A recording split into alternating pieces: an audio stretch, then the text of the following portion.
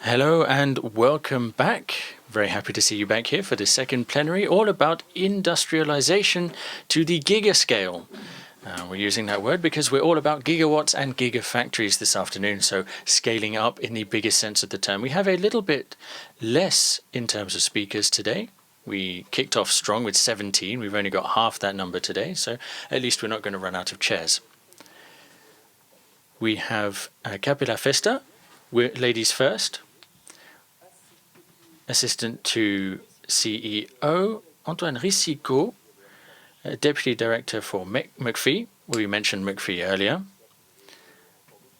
We hope that you have many other little tidbits to drop later. For Chile, we have Ignacio Morande from Pro Chile, working for the Embassy of Chile. Pierre-Etienne Franc, formerly from Air Liquide, who's here as a founding member of 5T Hydrogen. We have Christophe Schramm, Vice President of Products Marketing and Strategy at Symbio.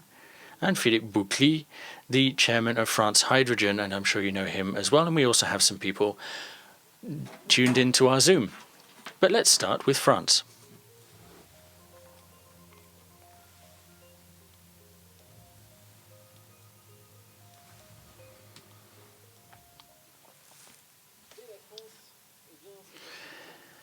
And France is one of the leading countries when it comes to hydrogen. That's at least what Philippe Boucry, you tell us regularly. You mentioned this during the Dunkirk meetings for the Hydrogen Days and also with the 2030 agenda that was presented recently. Are we reaffirming our position as big boys in the playground? Over the last year, we've had a national hydrogen strategy. And since the meeting of the National Committee on Hydrogen, which happened last February, we have been able to set up a trajectory, shall we say, to achieve our 6,500 megawatt target by 2030. This was what we presented at the Dunkirk Hydrogen Day. This is a study that you can also find on our website. It shows how we see the deployment of hydrogen.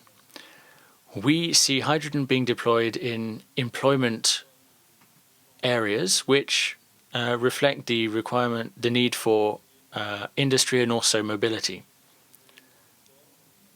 This will be around ports, Saint-Nazaire, Bordeaux, Fos, Dunkirk, and also around the Seine from Le Havre to Gennevilliers, maybe all the way to Roissy Airport and the Rhône Valley. And then some of the border regions with cross-border exchanges with our bordering countries. Nouvelle-Aquitaine, Occitania in Spain, and then Lorraine, which is the region we're in right now. So 2,500 megawatts. The figures are in the national plan. But what we found so interesting was, given what we're already seeing, what was published on the 14th of July, so the Fit for 55 package, and this is a package that significantly increases how demanding we are being with sustainable development and climate change, and also it's part of our environmental resilience package. We have imagined another scenario called Ambition Plus, and this aims to push the envelope when it comes to industry and mobility. For example, for mobility, rather than thinking 300,000 LGVs, maybe we could have 5,000 HGVs, pushing that up to 10,000 HGVs, and pushing the envelope even further for the chemistry industries, for ammonia production, for refineries, and the steel industry. So everything that we heard this morning was good news about what's happening in the region around here and what's happening in France as a whole. We're certainly seeing people get involved. That much is for sure. Every day we run into SMEs who are telling us that they feel that there's potential in hydrogen. Before this roundtable, I was talking with Pierre-Etienne, and we said that we're still waiting for the big projects. We currently have about 400 light goods vehicles, and we want 450,000. We've got 3 megawatts of electrolyzers for hydrogen, and we want 6,500 megawatts. So we're multiplying by 1,000 across the board. And we know that little streams become big rivers, but it's going to take a lot of 1 megawatt increments to get where we need to go. Now, we've got projects, maybe not giga projects, but certainly looking at 100 megawatt projects, but there aren't many out there. So this conference is all about a giga scale. So does McPhee have any plans for a gigafactory in Belfort? Thank you, everyone. McPhee is a French SME targeting substantial growth and industrial growth. As you know, we make 2 types of things. We make electrolyzers and hydrogen refueling stations. Next year, we're going to be ramping up our capacity for refueling stations 7-fold. And for electrolyzers, we have projects for upscaling to industrial scales. We've got factories in Italy, and I think we'll come back to those later. And then we have that giga-scale idea. And that's not just about industrial capacity, it's not just about the number of electrolyzers being produced, but it's also how we can become competitive. If we're to achieve the kind of figures that we mentioned earlier, we're going to need to work on reducing costs significantly. These factories, these gigafactories, are supposed to do just that, to develop new products, bigger products that drive prices down. So to come back to Belfort, yes, we have a project. We've shortlisted Belfort as a city that could host us, and a final decision is coming in the coming weeks. But beyond Belfort being a potential venue, we've got sites in Germany, France, and in Italy, and Belfort, which is near the border. But beyond all of that,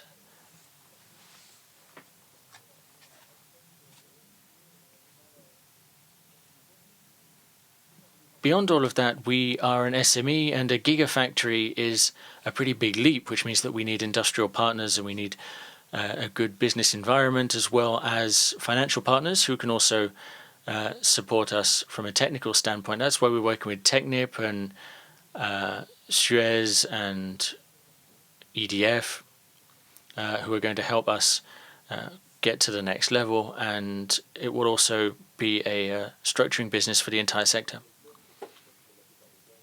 So as I understand it, Belfort ticks most of those boxes, right? Yes, that's true. You've got the ecosystem. We know that we've got the institutions who are willing partners, and also you need the people. We need to build a factory with a technological roadmap, but that's not enough. You need projects to feed that factory. You need people, and we're seeing these types of projects in the Bourgogne-Franche-Comté region.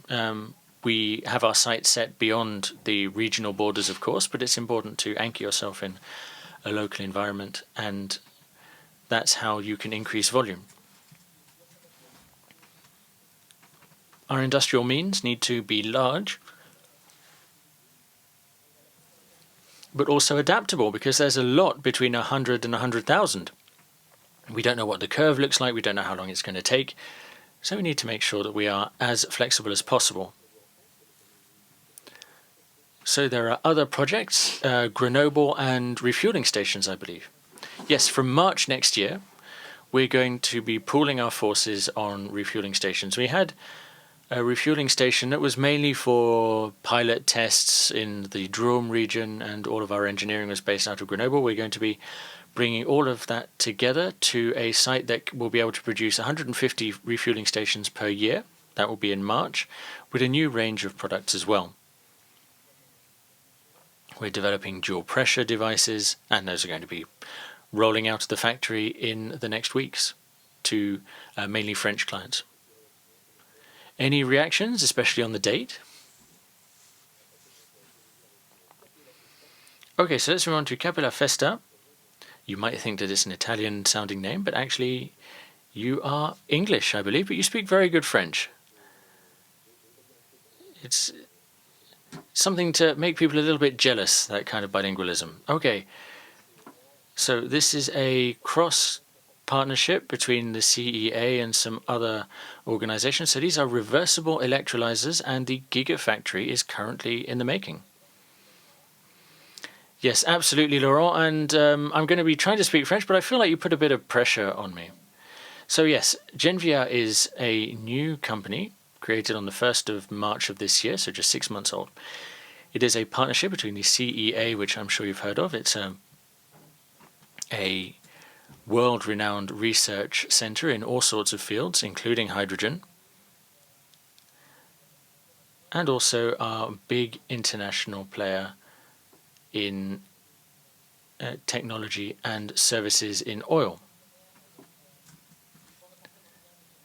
We have other partners, Vicat, which is well known in the cement business,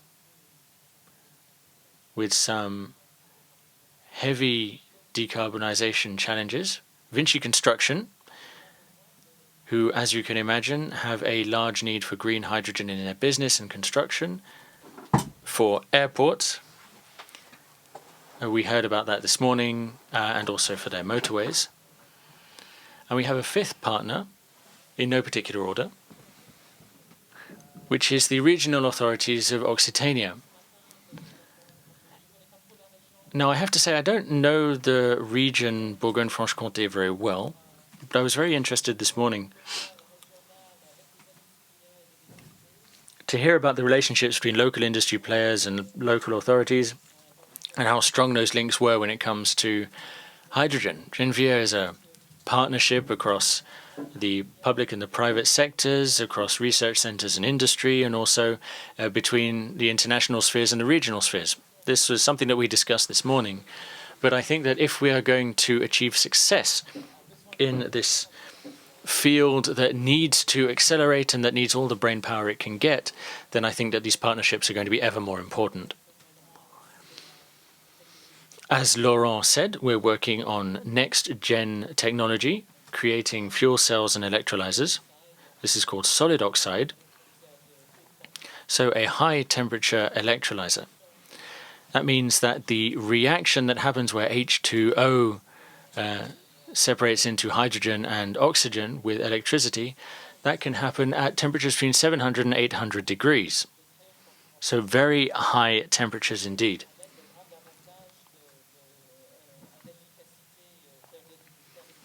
And that leads to a lot of advantages in terms of physical and thermodynamic properties. And by efficiency, I mean an increased yield. That means that every kilo of hydrogen that's produced, you are using less electricity. And for those of you who know this subject well, the most expensive part of producing a kilo of hydrogen is the electricity that goes into it. About 75% of the cost comes from power. So if we want to increase yield, increase efficiency, and this technology is high potential in that regard, we're seeing it at lab scale and also in some prototyping, we could certainly consider yields increasing by about 30% versus the current electrolyzers that we have running. Very promising technology, but with a lot of roadblocks ahead of us. The technology still needs to mature. So we're working with the CEA. Genvia has a site in Grenoble as well, alongside CEA. And as Laurent was saying, we're also working on industrialization, because a giga scale is exactly what we're about, that huge upscaling. So we're working with a factory that already exists, a Schumberger factory that's been around for 100 years or so. And we've been able to use some of their buildings, and we've also been able to use highly qualified people that they have over there who are very good at automation of production lines. We're already setting up a workshop to produce electrolyzer stacks and fuel cells, and we're also working on a pilot assembly line so that we can start looking forward to a gigafactory a few years later, which is what we are targeting. Giga scale means gigafactories.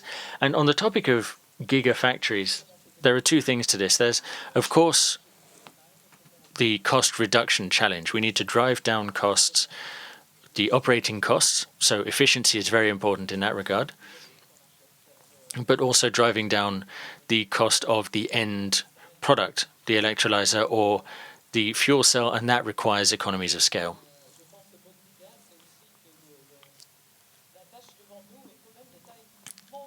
And giga scale, giga certainly describes the scale of the challenges ahead of us. I'm English, but I also worked in oil. I spent 25 years working in oil. And today we consume 100 million barrels of oil worth of oil products, which is huge.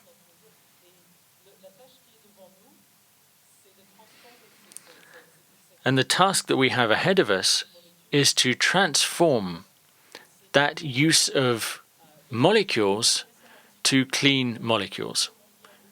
Knowing the worldwide oil infrastructure, the number of people who work in it, the decade-long investment, we need to be able to create an industry that is of a similar massive scale if we truly want to be carbon neutral as we wish to be by 2050. So giga in all senses of the word. Thank you, Capella. Now let's talk timing. What's the roadmap?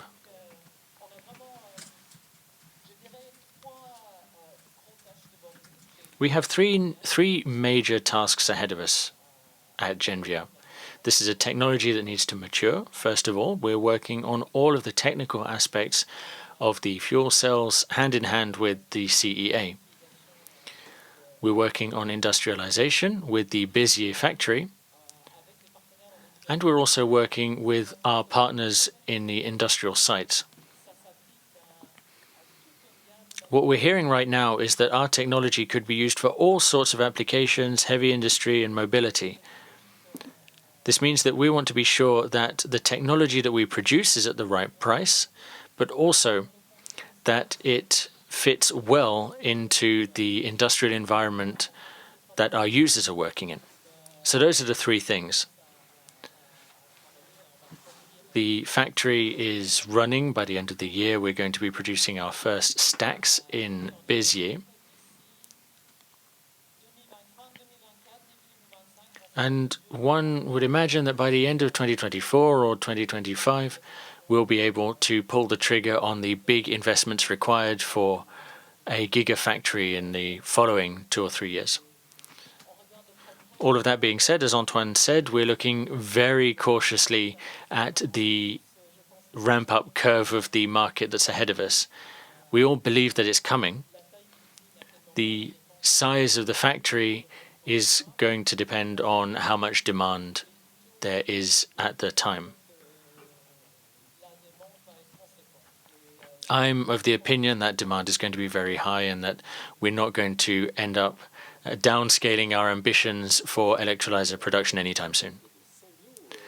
Okay, let's move on to Symbio. What's going on over there? We had the chairman with us this morning, Philippe Rosier. We know that there's a project that's underway there in Lyon that should produce for all of Europe.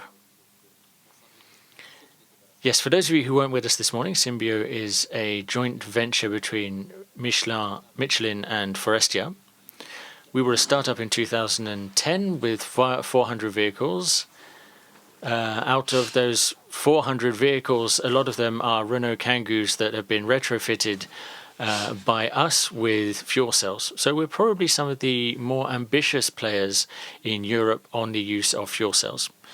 We're focusing on HGV-related applications. We also have some light vehicles, and we are working on the first full production line fuel cell vehicle. We're also working on buses with Safra. You saw our larger systems, 250 kilowatts, that can serve for purposes all the way up to 48-ton HGVs. So to go back to what Philippe said, 450,000 in 2030 from 400 today. The checkpoint at the checkpoint in 2025 needs to be about 40,000. So that's the trajectory that we're looking at, with a couple of tens of thousands of HGVs on top of that. So we're getting ready for that ramp up, and we think that Europe-wide will be at 2.5 million vehicles for all of Europe that will be running on fuel cells. We're working on the topic. There's no need for me to go over product development, technology maturation, and of course, hydrogen is at the heart of all of that. This is part of what we are already working on for our first inline production. We have our Vélissieux production facility, but of course we are also planning one of the largest European plants to make fuel cells. That should be in Saint-Fond in 2023. That's just south of Lyon. So high volume production and significant ramp up. So for individual cars, but also heavier vehicles? Yes, this is a plant that should be flexible enough to produce systems of varying sizes to serve all purposes, from vans to cars to HGVs. Beyond the automotive sector, although the automotive sector is still our priority, this needs to be a factory that's exemplary from an environmental standpoint and also needs to lead by example on the processes that we're implementing. We are going to consume a lot of hydrogen ourselves. Hydrogen is actually required in the production process of the fuel cells themselves. So we are in the Lyon region, what's now becoming the zero net emission valley, because we're looking at zero carbon hydrogen, and we know that there is some infrastructure already set up in the region thanks to the chemistry industry that's already established there. Thank you. Speaking of mobility, Stéphane Aver, chairman of Accus, a French-Swiss company. Good afternoon. You are speaking to us from Morocco. Good afternoon. I absolutely am. And you've got a beautiful moped behind you. Now, you work on fuel cells, but also hydrogen in a kind of capsule format, almost like an espresso that you put into your car. Yes, Storage is a storage standard, which is a capsule that's about as big as a can of soft drink. And you can use it to store hydrogen at very low pressure, less than 10 bars. And this mainly serves for light mobility, so 2, 3, and 4 wheel transport, such as the moped that you can see behind me.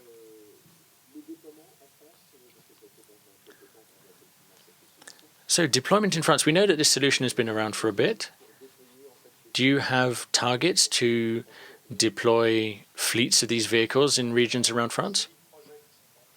Yes, we do. We have a series of projects that are currently being worked on in the Greater Paris region, the southeast, the southwest, around Lyon, and on the Greater Geneva region, so the area between Geneva and France. We have a fleet that has been running alongside the users and our partner Hitachi.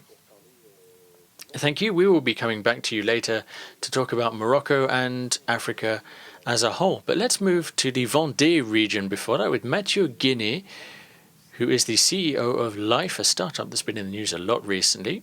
Started up in Nantes. Tomorrow you're going to be opening your Bouin site that is in the Vendée region, but the company is based in Nantes, and in fact Life has a booth here at the Belfort Expo. So this production site in Vendée, you use wind turbines to make green hydrogen, and production has already begun. Yes, we started production this summer. We haven't sold our production yet. We're going to be starting selling hydrogen in October. And tomorrow we're going to be pressing the start button, so to speak, on our production for sale. There aren't very many electrolyzers that are functioning right now in France or even Europe-wide. So we'll be adding a couple of megawatts to the 3 megawatts that are currently installed in France. And electricity comes from wind turbines. And wind turbines informed the entire design of the factory because electrolyzers don't like fluctuations in electricity. So we decided to plug the factory directly into renewable energy and to make hydrogen that is compressed and then sold, especially for mobility solutions. We're seeing this kind of thing developing around France. And as we said earlier, there are a lot of expectations around hydrogen at a larger scale. Back in the day, in 2017, 17 megawatts would have been seen as huge. What ADEM was doing back in the day was just 1 megawatt. Now things are being developed to scale, so to speak.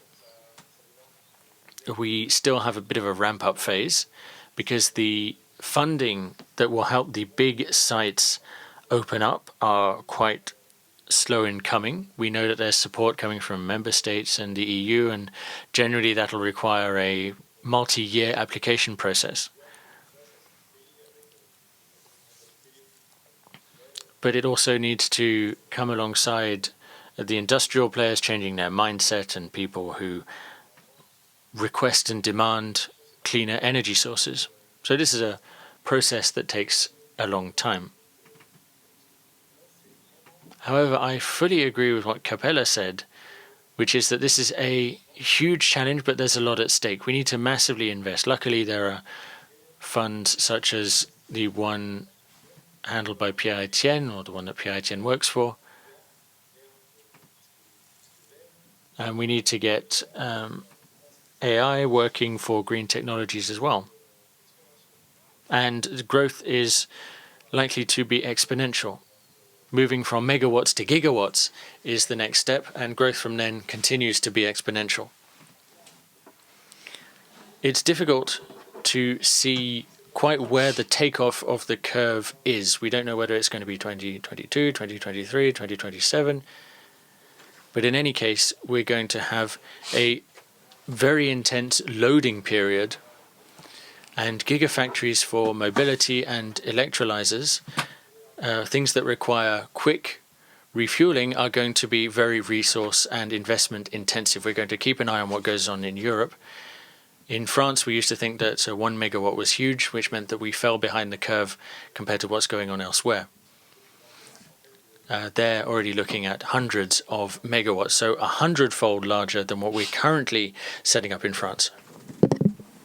In any case, I feel that you're slightly ahead of schedule in terms of your business plan. There are lots of different projects in the pipeline across the country.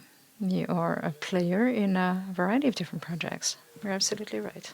We're involved in a bunch of different projects in France, 2 different kinds of projects. There are projects designed to fuel the needs of local and regional authorities. And then there are larger sized projects, 100 megawatt, for example, to fuel bigger consumers, such as major corporates. And we're supplying bulk hydrogen. Now, out of the 60 or so projects in Europe, maybe 1/3 of that are scattered throughout France. And things are going really quickly because our initial business plan looked at 5 sites, 5 locations in just 5 years, and now 60. So it's a different scale altogether. I'm going to ask the different panel members to maybe respond. President Buckley, maybe. I remember that back in Dunkirk, you've expressed reservations in terms of hydrogen, and you had doubts as to whether or not you had enough feedstocks enough raw material. Well, renewable energy, that's the name of the game. So ultimately, that's the end goal. But at the moment, we're nowhere near there. This has been clearly explained in the study I referred to earlier, which you can find on our website. At the moment, the trend is 2 gigawatt per annum.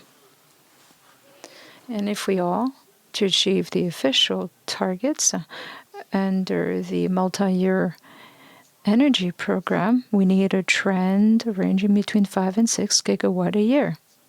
So we need to upgrade our output from 2 to 5 or 6 gigawatt per year. So if we look at the latest version of the renewable energy directives, we have enough renewables in order to comply with the directive.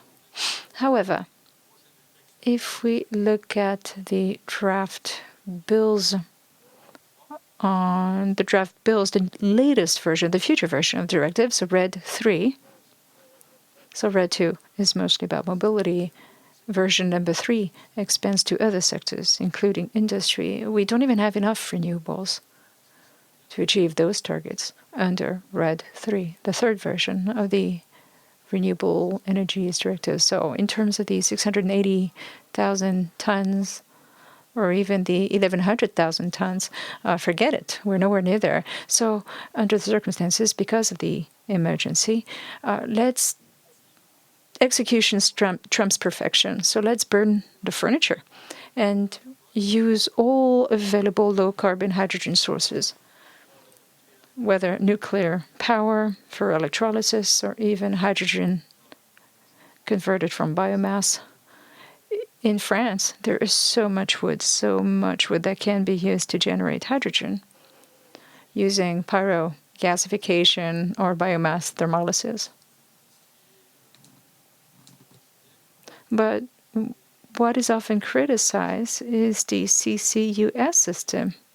CCUS coupled with reforming technologies. So this means that very quickly we can make available large quantities of low-carbon hydrogen at a reasonable cost. And I think this would be a good way to get the ball rolling. So turning over to our representative from Chile, what is your take on what's happening in France in terms of industrial projects and green hydrogen projects? What's your take on the situation? Thank you very much for giving me the floor, Laurent, and thank you also for inviting me. Hello, everyone. In actual fact, we believe that France is a very interesting partner, an incredible partner, a strong sales partner. There are lots of French companies already operating out of Chile. And this has been true for decades. In particular, a lot of these companies are already developing green hydrogen projects as we speak. So, in addition to positioning itself as a leading producer and exporter of green hydrogen around the world, I know this sounds very ambitious, but Chile has so much potential. I'll get back to that later. But just to give you a little bit of background information, do you visualize the size and shape of Chile? It's not very wide, but we're all about length, not width. So 4,500 kilometers in length, give or take. And this means we experience a wide diversity of different climates. We have the driest desert in the world. And we also have glaciers, rivers and streams. And the southern part of the country is extremely windy. And so our president likes to say that we are very poor in terms of 21st century energies, but we are rich very poor in 20th century energies, but very rich in terms of 21st century energies. So we have the ability to increase 70-fold. Oh, why don't you save that for later? Save that thought, please. But thank you very much for sharing your thoughts on the situation in France. Let's hear from Karine Vernier, CEO in France of the EIT Energy Group. Karine, can you hear us? Yes, I can. Loud and clear. Thank you. So we have a number of gigafactory projects that we've already discussed.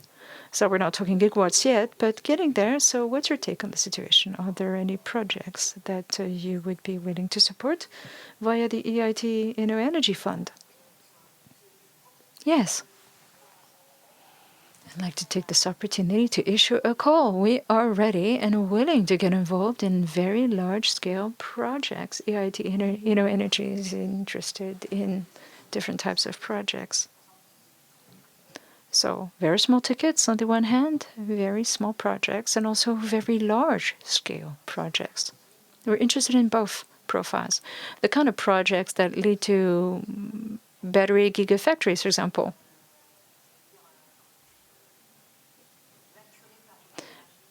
These projects have been matured and financed by us from the get-go, and this is how we support the emergence of gigafactories. I'm referring to battery technologies. And there's another project in Sweden that I'll tell you more about later. It's a hydrogen project. Thank you very much.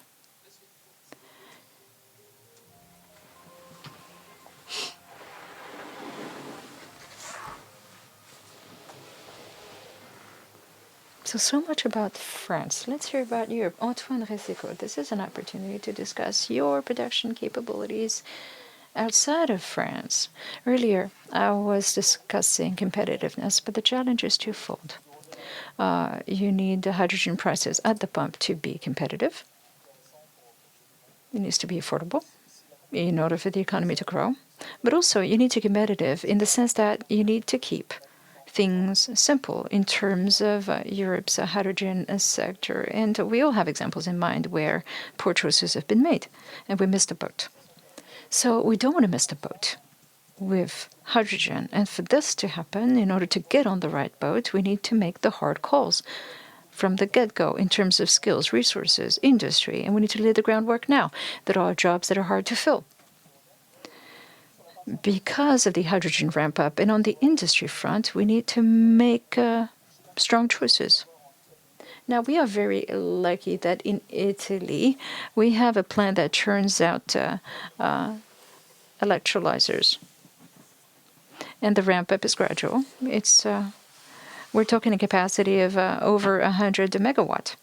So it is in this plant that we will gradually test the different production facilities, automation, robots, augmented reality. These are the technologies that we need to implant on a gigascale level in order to be competitive. I'm sorry I keep droning on and on and on about competitiveness, but over and beyond subsidies, we need to make things sustainable, and we need to build something that can be sustainable and that won't rely on government subsidies. I don't know how soon, but within 10 years maybe. Symbio, what about you? Christophe Schramm. Right now, you have a plant in Lyon that is looking to address all of the needs of the European market. Are you open to new opportunities? Of course we are. We have our very first plant in Lyon. 50,000 units, that's its capacity, and this means we cover much of Europe's needs. But by 2030, we are looking to grow closer to our customers in large markets outside Europe, but also inside the EU. So we started moving into markets such as Germany. Clearly, Germany is an important target as far as we're concerned, and we have a strong sales presence there. But we're looking at our different options. And we're also looking at different European countries where the automotive sector needs to embrace the hydrogen transition. And of course, we are open to whatever opportunities may arise. Same question for Capella Festa. Right now, you're just getting started, right? Genvia is just at the beginning of this adventure. Well, we've only been around for 6 months. So 6 months old, okay, so you're still crawling. You're not walking yet. We're learning. One thing I'd like to say, though, We were talking about our trajectory and what this looks like relative to market demand for electrolyzers and fuel cells. So if we're looking at the right trajectory, this is clearly a global market, undoubtedly. The hydrogen economy, if it does materialize the way we expect it to, it's a global market. This morning we were talking about China's gradual ramp up and but we talked about Biden's hydrogen Earthshot. They're fast tracking their efforts. Also, Chile, Morocco, Australia. These are the main places that come to mind that are showing strong interest in hydrogen, in green, more affordable hydrogen. So we don't know exactly where our customers are going to be, but I do think we need to see the whole world as our oyster. And if we decided to locate our plant in Béziers, well, this is a plant that has been in existence for 100 years and has been part of the group for a long time, and it produces, for 60 years now, it's been producing large valves for the oil and gas sector. But as far as Schlumberger is concerned, this is pretty much the most modern plant of its kind in the world in terms of automation, in terms of the 4.0 industry, in terms of the people skills, and our production costs are lower than anywhere else in the world. And once we cross that bridge separating us from 2030, we need to perform the right pilot projects and the demonstrators and demonstrate the legitimacy of the technology. So 2030, 2040, we're talking massive deployment across the board. And those will be there will be sales opportunities, and we will need the lowest production costs. And this means digitization, automation, upskilling, and competitiveness. We need to be competitive compared with China. It hasn't always been the case in the past, but we need to be more competitive against China. Now, in terms of GNVIA's skills and expertise,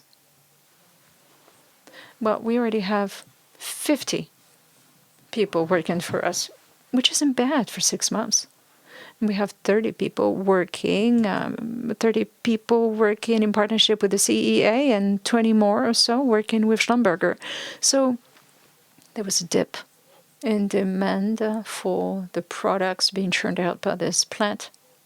And we used that dip to get our hands on highly skilled people and working in state-of-the-art automated production. And that's something we need to keep top of mind. We operate in a global market.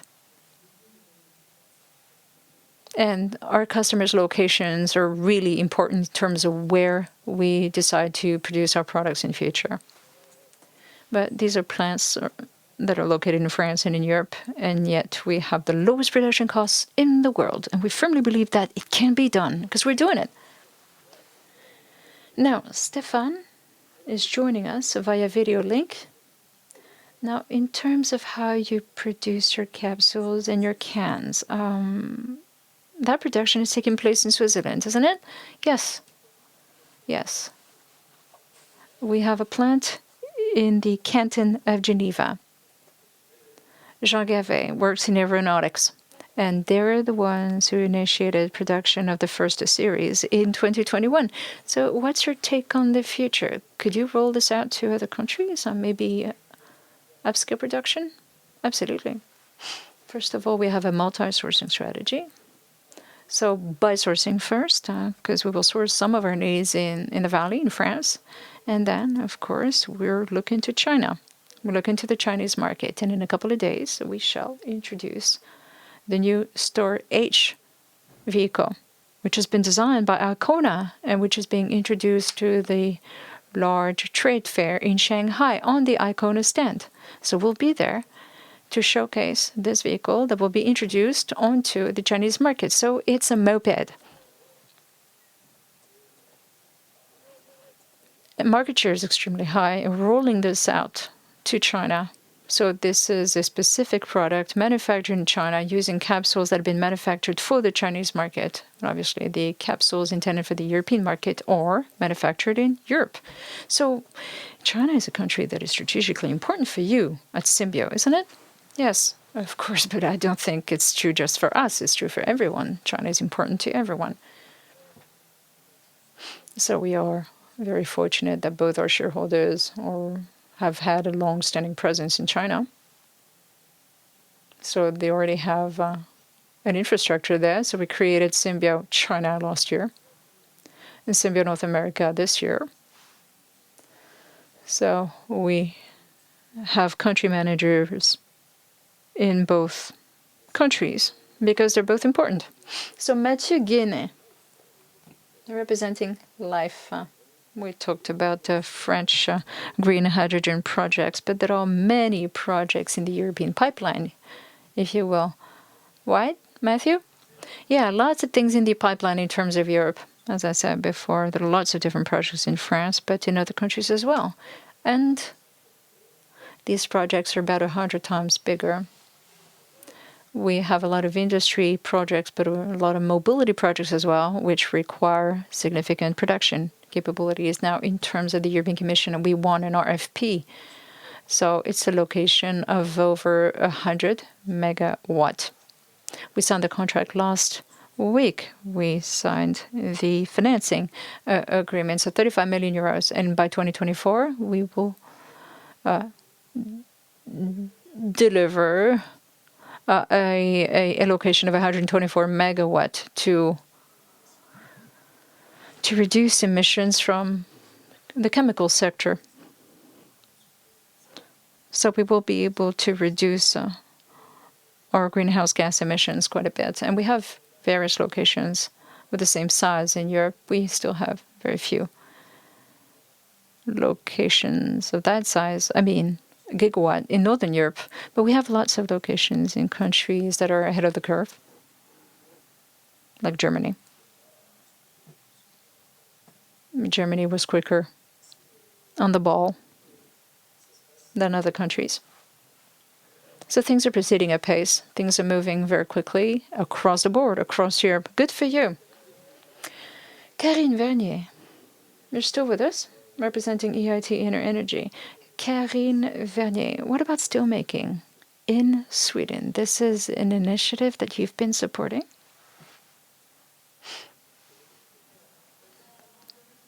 As far as steelmaking is concerned, we have developed a project in Sweden. It's called H2 Green Steel. And this project is first and foremost a new version, an innovation in terms of our business model. We started out by looking at what's possible elsewhere. And in most cases, the production cost in euros per kilo is the starting point. And once you have that cost, you realize, we're much more expensive than fossil fuels. So let's go back to diesel. But we decided to take things up a notch. And we decided, at the end of the day, like I said, we looked at different sectors, steelmaking, cement, chemicals. We're still exploring these possibilities. And we decided, we asked ourselves the following question: what would be the extra cost of manufacturing green steel using low carbon hydrogen? And then we went even further. The steel, what is it meant for? And what does this mean in terms of the vehicles we're going to build using that green steel? So we did the math. We crunched the numbers, we put together business models, and you will realize that when it comes to H2 green steel, we simply do not report or discuss the product cost, because that's not what matters the most. What matters is making sure, is ascertaining what the excess cost will be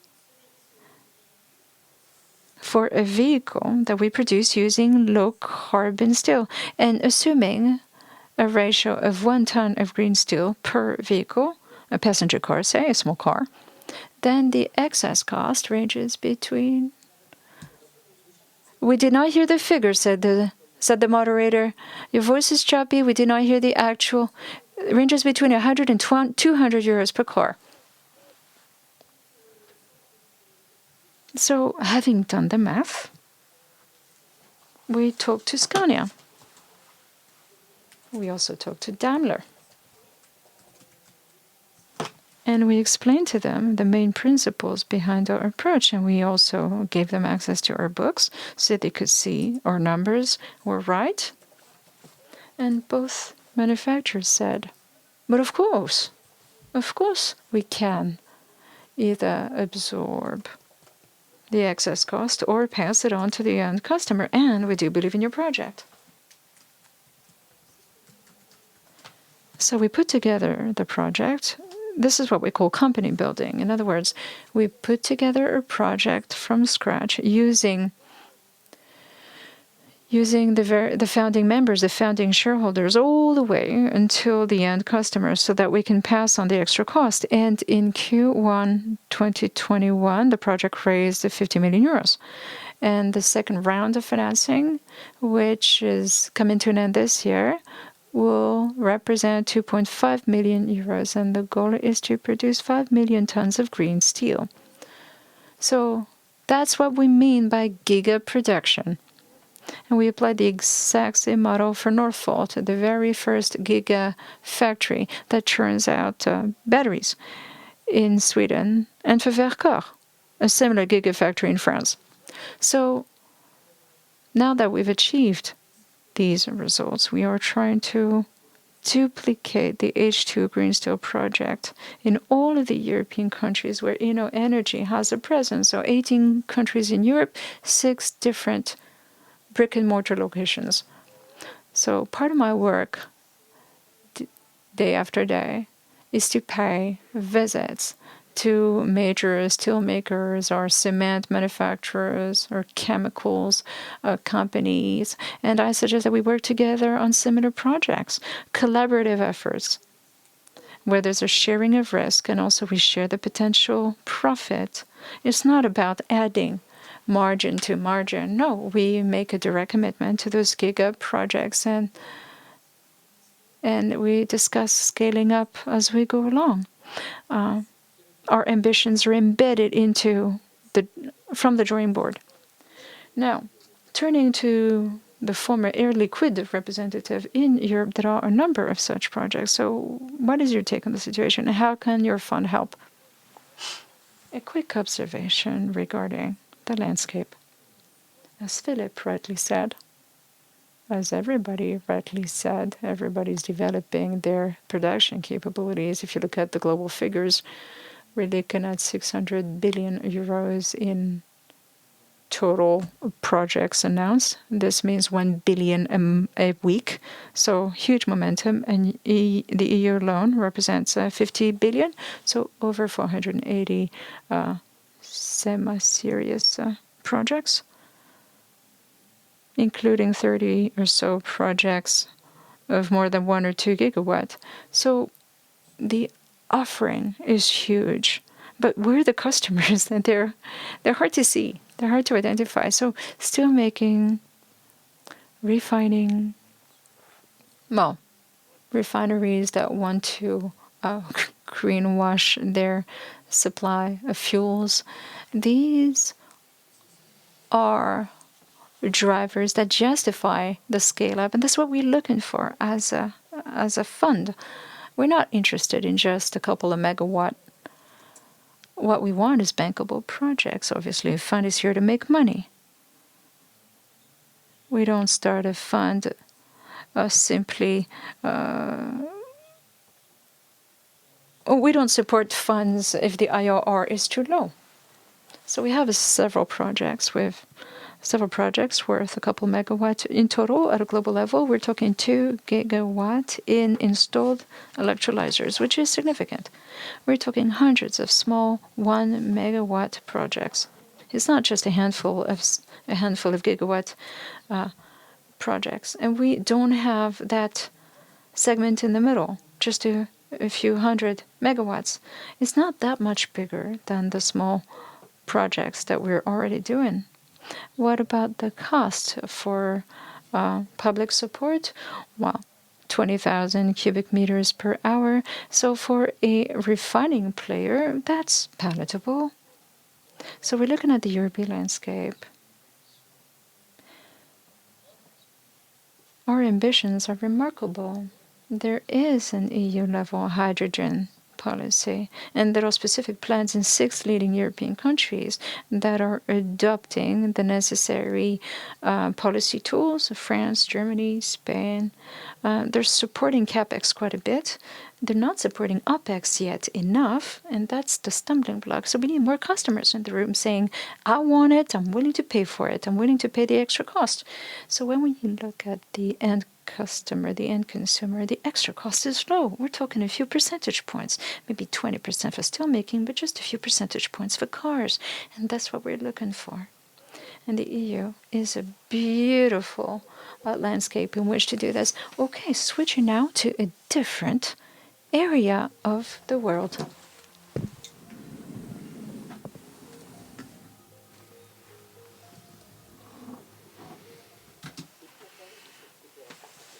And to talk about a cooperation between France and Morocco, we're back with Stéphane Macaire from Accus.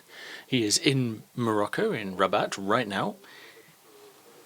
He was supposed to speak with Mohamed Ghazali from the Ministry for Energy for Morocco, but unfortunately he fell sick and had to cancel at the last minute.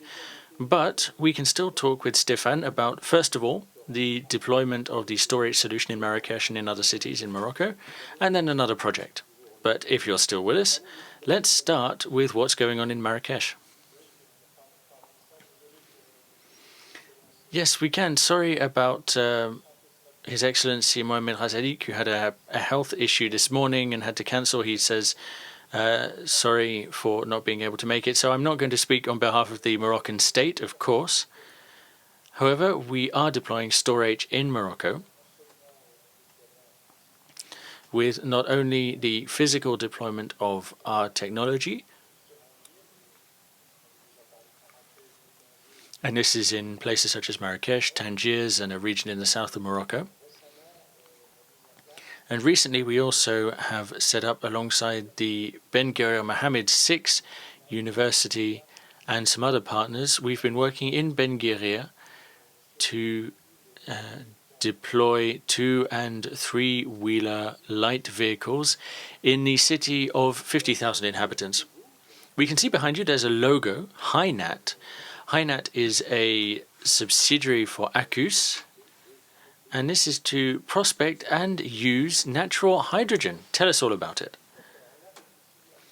Absolutely. HyNat is a subsidiary, just as Storage is, and they are specialized in finding and producing natural hydrogen from the earth. What is natural hydrogen? Well, natural hydrogen is totally green. It is generated at great depth, 10 to 15,000 meters under the ground, and then comes to the surface and gets caught in airtight pockets from which it can then be extracted in some ways and with the proper technology.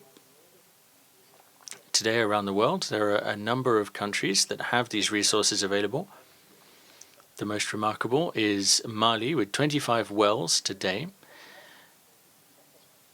with 97% concentration hydrogen, so very high. And the information is now public, so I can share it. HyNat is currently cooperating with the Moroccan state, and they're working on prospection for hydrogen. And as I speak, we currently have teams in the field working on some very promising sites. And this could be a solution for all of Africa. We mentioned Mali, but I guess Morocco is not the only one to follow suit. Yes, there are a lot of countries involved. When it comes down to it, this is a natural resource. So this is a natural resource that can be extracted and that is massively present on the planet and comes on top of what we're already doing for green hydrogen. I don't think that it's going to replace green hydrogen in any way. However, Africa is very well positioned, as is Australia, in fact, and South America, for geological reasons. due to the shifts in the tectonic plates. This means that the makeup of the Earth in these regions has particular characteristics in Africa and in South America, and that makes them very promising across a number of countries where we have a presence. I can only talk about Morocco because that's the only public information, as the Moroccan state has published that information, but we're looking at other countries. To come back to Morocco, I spoke with Mohamed Ghazali yesterday. There's definitely a roadmap and there are clear goals here. Even without speaking on behalf of the Moroccan state, maybe you can say what you're seeing as a player in the process. And Morocco is clearly in a leadership position across the chain of low-carbon energies. Upstream, for the last 30 years, they have had a highly ambitious green electricity production strategy, which is operational at this point and that is being upscaled with a target being more than 50% of production by 2030. So that's the ambition for the energy transition and the societal transition for Morocco, which is currently entirely dependent on fossil fuels.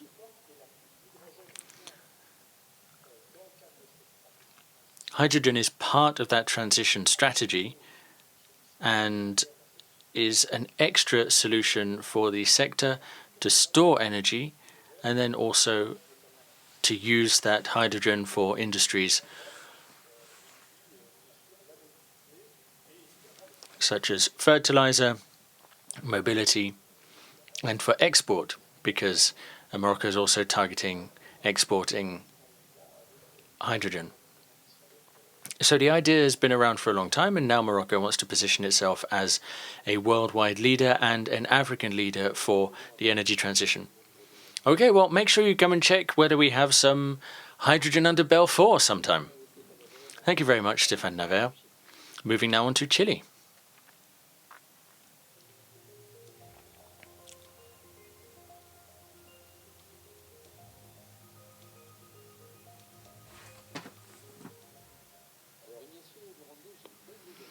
Ignacio Morande, good news is that we're going to be able to watch your video. How about now? Perfect. Okay, let's check out a short video on Chile.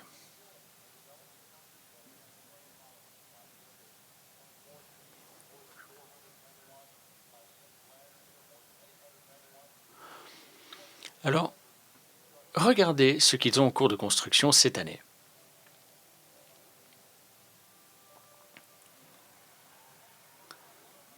C'est super, non? J'adore. 13,3 gigawatts. Algunos pensaron entonces que esa cifra era solo un sueño, una aspiración, influida quizás por una charla que buscaba mover a la acción a otros países más grandes y poderosos que no estaban haciendo en ese frente lo suficiente. Pero ¿saben qué? La historia se ha puesto mucho más emocionante. Vean.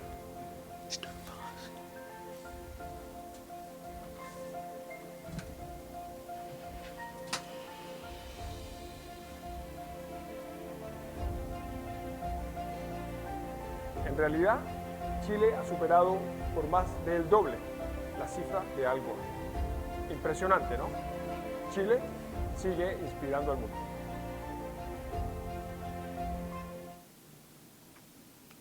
Voilà, voilà. And there you go. So what kind of summary can we make of that? Well, that was the Ministry for Energy for Chile. And Al Gore basically did all of our work for us. There's not much more to say. So he's an ecological firebrand, Al Gore. So as I was starting to explain, Chile wants to position itself as a big exporter of green hydrogen. The figures are already showing the shift that we've implemented towards renewables.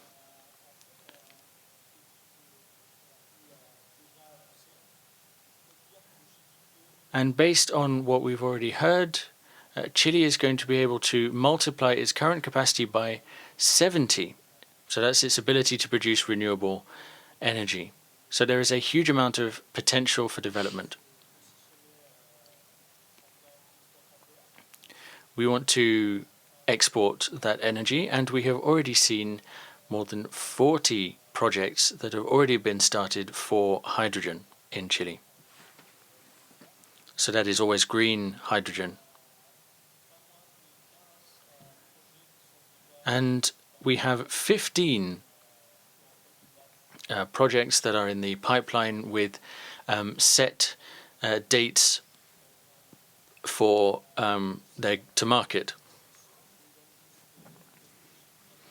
Let me give you a few figures about the market. By 2030, we should be looking at roughly $1 per kilowatt. So, sorry, that is kilos of hydrogen. That sounds pretty good, right? We'd like to have that in France. Green hydrogen, yeah. To come back to your question after my little monologue there, I was going to get round to your question, don't worry. What about the potential to collaborate with France? Alongside other European countries, France has already stated that they are potential off-takers. Alongside France, we've got Germany and the Netherlands. And let's talk about Porsche, because yes, synthetic fuel and the project with Siemens and Porsche is for synthetic fuels based on hydrogen and solar energy. Yes, and also wind energy in the south of the country. As I was telling you, we have a wide diversity of climates and also a wide diversity in our production sites.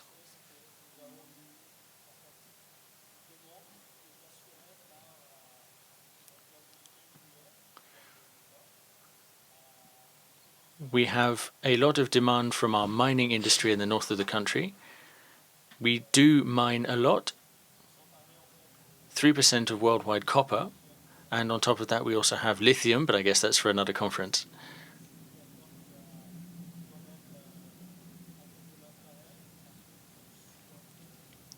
And these quantities are meaningful because we have presence in green hydrogen, copper, and lithium. So suffice to say that we're very happy to see a boom in electrical vehicles. France is not necessarily looking to be an off-taker, even though we're maybe a little bit more skeptical than France that France will be able to produce all of the hydrogen that it's going to need to completely decarbonize its consumption. We think that maybe eventually you'll be clients, and that's certainly something that we hope. But even as a technological partner and even as an investment partner, we believe that there are many things that we could do together. We can also cooperate in academic spheres. We realize that we need to co-develop a human capacity as well. Pierre Denfrand. So there are countries jumping in. There are projects around the world. We've got countries in South America and elsewhere getting involved. There are huge projects in Kazakhstan and other places. What is your thought on what's going on worldwide?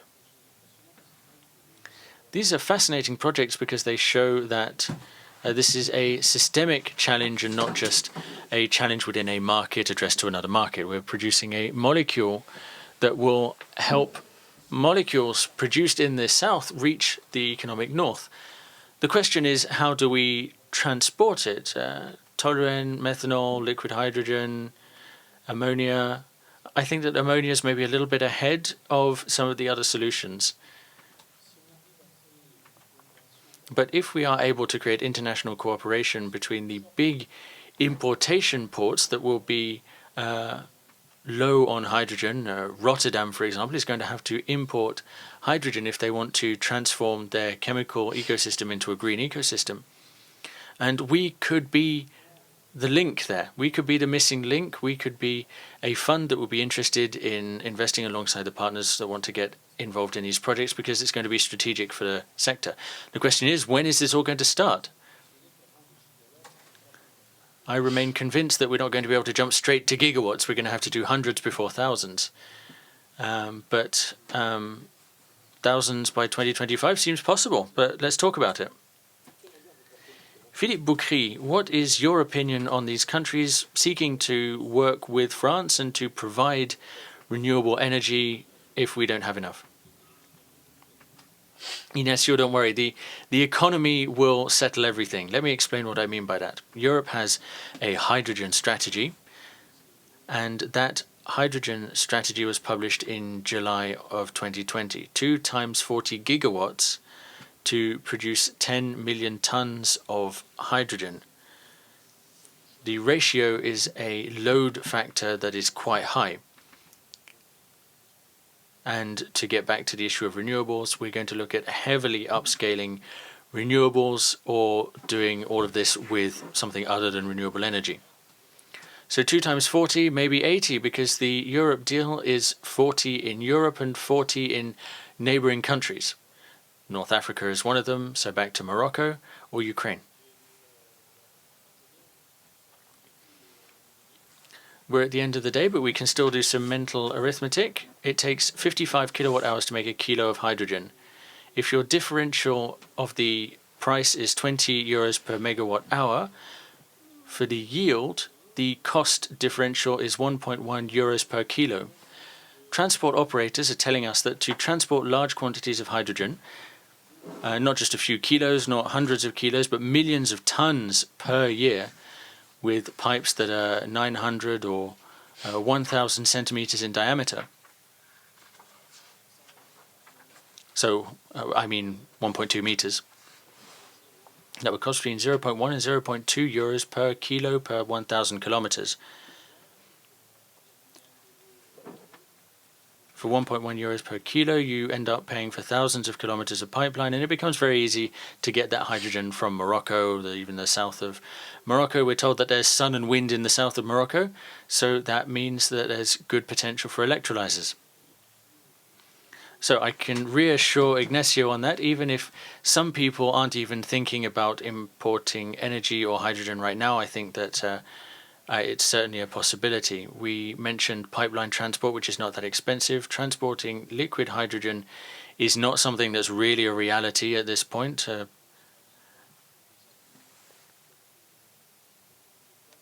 There are just a couple of hundreds of tons being transported between Australia and Japan. I think that methanol, ammonia, or organic liquids are more likely to be appropriate, or synthetic fuels to get that green hydrogen from Chile to Europe. Mathieu Guinea, if you are still with us from Life, you might not be that amused to hear all of this, hearing that there are countries that are becoming your competitors. You're trying to produce local hydrogen.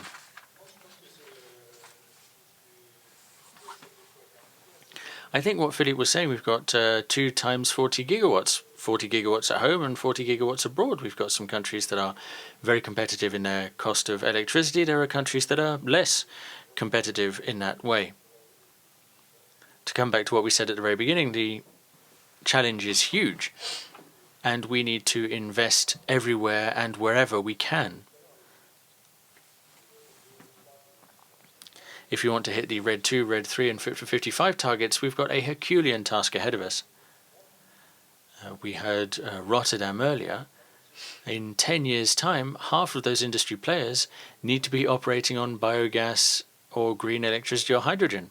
We need to invest everywhere very quickly. And I'm very happy that countries in the economic north and south are actually seeing a reversal of the current paradigm. I think that Europe is going to get things rolling. The richer countries are going to get things rolling, and the rich countries are the ones that need to realize that this isn't a border issue, that carbon doesn't have borders.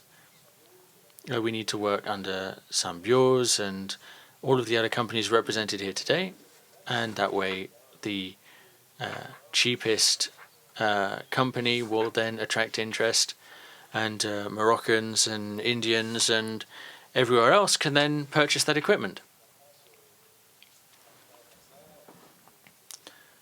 France is the seventh world power, and I think that if we can't do it, then no one can. And I'm seeing a lot of projects, especially in South America, and we are ready to help them and invest. I think it's very positive. Thank you, Mathieu, for being a good sport. This brings us to the last session.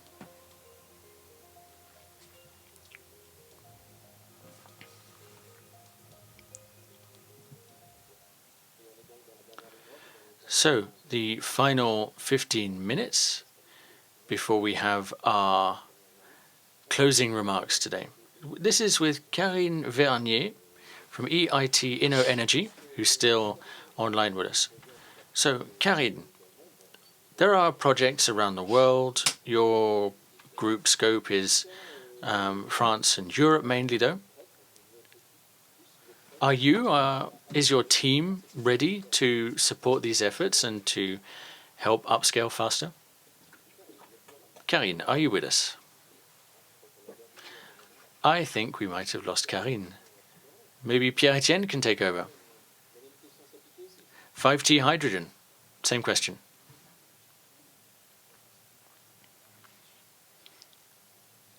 I'm not sure that everyone knows about the 5T hydrogen fund. We've been working with people across the industry who are quite well known in some cases to set up an infrastructure fund that is here to serve the entire value chain. And the aim is to raise 1 billion euros to invest in all sorts of projects, mainly minority projects or buying stakes in the larger projects.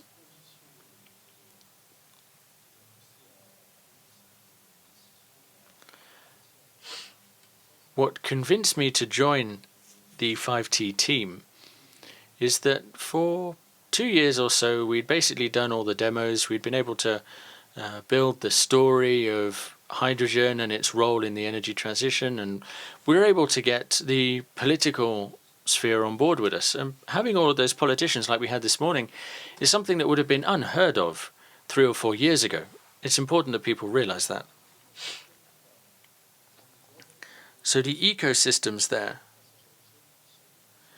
The upscaling seems feasible. We've got the politicians on board. What we're lacking now is the money. Money is coming in through the stock market because there are companies like you out there, and there's not much supply versus demand, so money's coming in. But also we lack project finance type funding and all of the institutional money, insurance money, sovereign fund money that are just starting to invest in this type of technology and into the snowball effect that comes with it.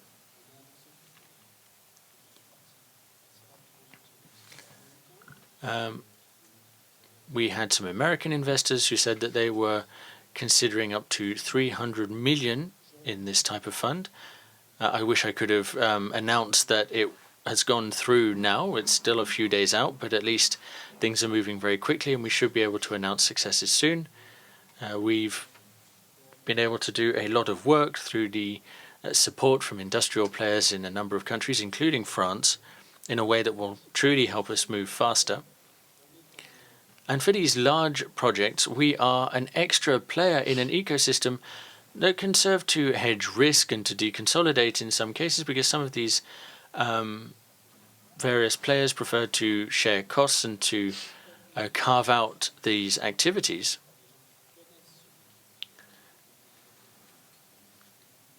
And also, we've been working in this sector for a decade now, so we understand how it works, what works well, what doesn't work well. We know the ecosystem, we know the players. So we, probably more than some publicly traded companies, are able to take a risk on that on-ramp curve that's so scary, because you've got the assets but not the cash flow. And if we're able to get the right project at the right scale with the right people at the right time, those projects are going to become the key assets of the energy transition going forward. And that is why we're taking the position we are, but I can't tell you more. That's quite a lot, though. Philippe Boucry, tell us what you think about this. The levers seem to be here. This is absolutely key if we're to climb this cliff that we have ahead of us. France Hydrogen has set up a map with a search engine to help the members of the association work out where things are. We've got no fewer than 212 regional institutions and authorities and European entities willing to fund this type of thing, and we've made that map available to the members of our organization. What Karine and Pierre-Etienne said earlier is how much all of this weighs down the end cost and whether that end cost is acceptable, but I'm sure we will find the key to move to the next stage. People are certainly impatient right now, but things haven't quite unlocked yet. How about some of the other industrial players, Genvia, McPhee? What about all of these projects that we're seeing and all of the funding that could come in for them?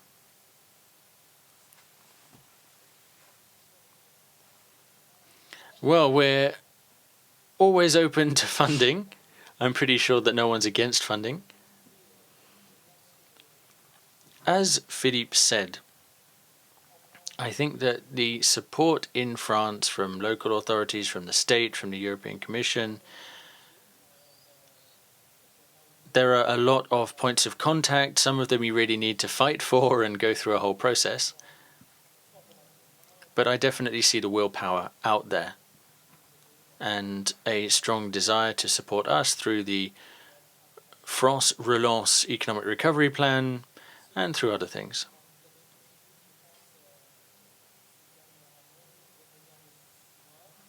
I think that over the last year and even over the last 6 months, we've seen a real trend emerge, and that then creates a virtuous cycle that makes things move faster, makes people more ambitious with their targets. And also then we have our own targets as founders and early adopters, and we want to move even faster on things as well. And any funding is, of course, very welcome for ourselves and for others. I'd just like to add to that I completely agree with what you just said. Yes, we need funding, but we also need funding for our future clients. Clients looking at a couple of 100 megawatts. That is the size that will be the stepping stone between now and later. And that's going to be the core concern for the coming few years.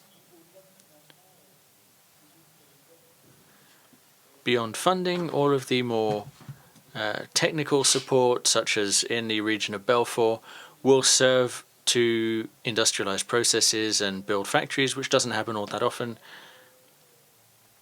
And all of that is fundamental if we are to reduce risk as much as possible and to keep the investors protected from the risk. How about Symbio? Maybe two things. First of all, on funding. I was on the other side for a while in public funding and regulation. And versus 10 years ago, the change is striking. All of the means that have been made available. It really is important to recognize how things have been turned on their head. Money is cheap at the moment, it's accessible, and in many ways, the public health crisis strengthened the feeling of urgency in the world. Today, we have a state that has much more of a strategic understanding of what's going on, and that's true at European level as well. Right now, we also need downstream funding. We're starting to see tools emerge with Germany, a system that will be used to fund the purchasing of EVs, maybe HGVs, and that'll fund 80% of the extra cost versus a diesel engine. And we feel that we need to sign some form of contract with the public authorities that will help give people a better understanding of when the funding will dry up as well. A lot can be done before 2030, clearly. Hydrogen today is where batteries were 10 years ago. And for batteries, I think it's fair to say that Europe has kind of lost the battle. There are some interesting technologies, solid electrolytes and that kind of thing, but for the time being, the big players in batteries are not European. I believe in hydrogen for fuel cells and for electrolyzers that the race is still open, and that's very important, and it's important for the future of the automotive industry and for all sorts of European industries. I think that the challenge is there. Okay, let's wrap up with Philippe Boucli. The scales are very different. If you remember when we announced the Hulot plan, Nicolas Hulot said that they wanted to put 100 million by 2019 into the system, and that's quite a lot. But currently the French state just announced that there will be 7.2 billion. You'll remember what the minister said this morning.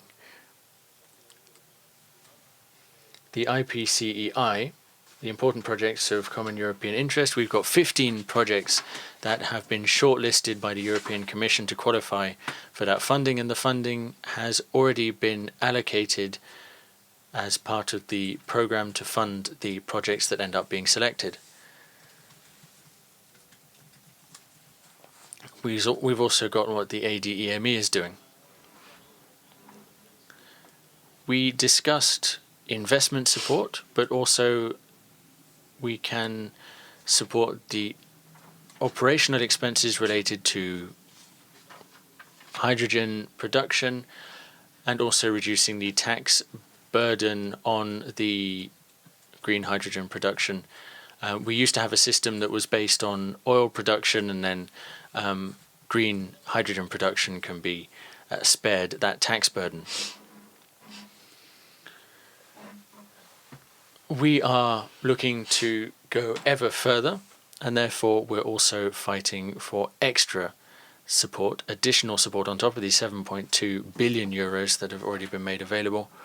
So extra money on top of that, that should support further development of the supply chain for hydrogen.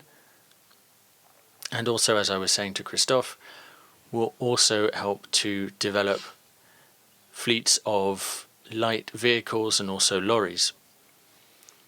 That stepping stone with 50,000 vehicles by 2025 is going to be important if we want to hit 450,000 by 2030. We're waiting with bated breath for whatever the President of France may announce. We're waiting for a 2030 plan announcement that will come sometime in October. And we already know that hydrogen will be part of that. Remains to be seen how much extra on top of 7.2 billion.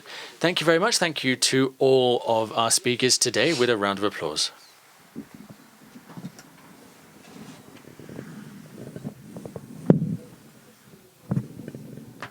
Please get back to your seats.